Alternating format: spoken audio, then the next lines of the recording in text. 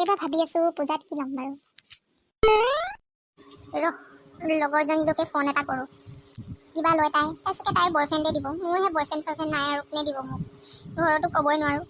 যোৱা মাহত এযোৰ কাপোৰ লৈছোঁহে, কি কৰোঁ, পইচাও নাই হাতত, বয়ফ্ৰেণ্ডো নাই, ছিংগল লাইফ বহুত দুখৰ।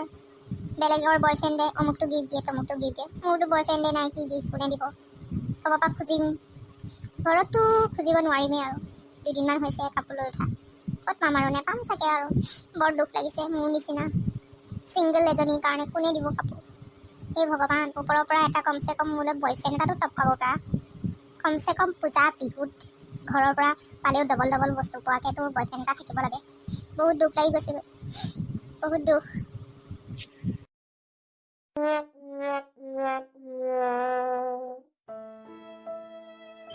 কান্দিলেনো ক'ত বয়ফ্ৰেণ্ড পাম, লগৰজনীতো কান্দোতেতো বয়ফ্ৰেণ্ড পোৱা নাই নহয়। ফেচবুকতে ক'ৰবাত লিংক এটা লগাব লাগিব, নহ'লে আৰু ক'ত বয়ফ্ৰেণ্ড পাম।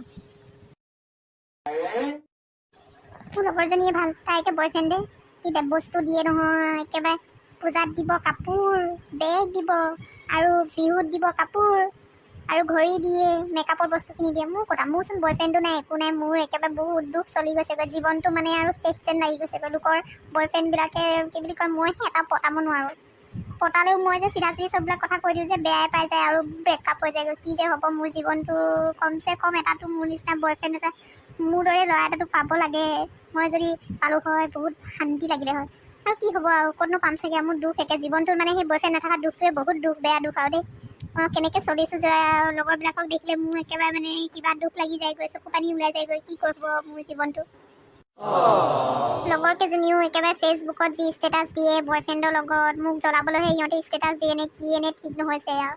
এতিয়া এনেকুৱা চলিছে, চবেই নিজৰ নিজৰ বয়ফ্ৰেণ্ডবিলাকৰ লগত ফেচবুকত ষ্টেটাছ দিব, প্ৰফাইল পিক দিব। মোৰ আৰু ছিংগল ফটোকেইখন দিওঁতে মোৰ আৰু দুখটো লাগে আঙুলিকেইটাও দুখ লাগি যায়গৈ কোনোবা সময়ত। একেবাৰে এই পষ্টটো মানে, আৰু পষ্টটো একেবাৰে শ্বেয়াৰে নহয়, আঙুলিও বেকা হৈ যায়গৈ। মোৰ ইমান দুখ চলি আছে গোটেই জীৱনটো, আৰু মোৰ বয়ফ্ৰেণ্ড নথকা দুখটোৱে মানে মোক শেষ কৰি দিছে আৰু।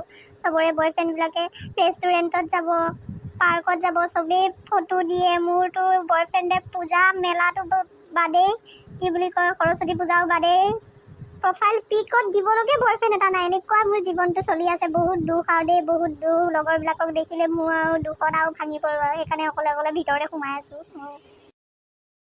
তথাপি লগৰবিলাকক দেখিলে বাৰু হিংসা নালাগে, বেলেগে আছে কাৰণে দিছে আৰু ন, মোৰ নাই আৰু ক'ৰ পৰানো মই দিম। তথাপিও সিহঁতে এনেকৈ মোক দেখাই তেনেকৈ প্ৰফাইলত দিব নালাগে, ফেচবুকতো দিব নালাগে। কাৰণ যাৰ বয়ফ্ৰেণ্ড আছে দেখুৱালেহে হয় নেকি, ভিতৰতো বয়ফ্ৰেণ্ড ৰাখিব পাৰে। একে দেখুৱাই থাকিলেনো কি হ'ব। দেখুৱাই থাকিলে বেলেগে দেখিলে আকৌ হিংসাহে কৰিব। মোৰতো হিংসা নালাগে বাৰু, তথাপিও কৈছোঁ আৰু, বেয়া লাগে নহয় বেলেগৰ বয়ফ্ৰেণ্ড দেখি থাকিলে। মোৰ বেকা পালে সিহঁতৰে দুখ লাগিব, মোৰ কি হ'ল, মই চিল কৰিম আৰু। আজিকালিতো ফেচবুক ষ্টেটাছততো একদম মানে ট্ৰেণ্ডিং চলি আছে যে একে বয়ফ্ৰেণ্ডৰ লগত একদম ফটো ভিডিঅ' দি বাদ দিলোঁ আৰু, দুখ কৰি লাভ নাই। আহি থকা দিনকেইটা ভাল হ'লে হ'ল আৰু, ভালকৈ এটা ভাল বয়ফ্ৰেণ্ড এটা পালেই হ'ল আৰু। লগৰজনীলৈ ফোন কৰোঁ ৰ।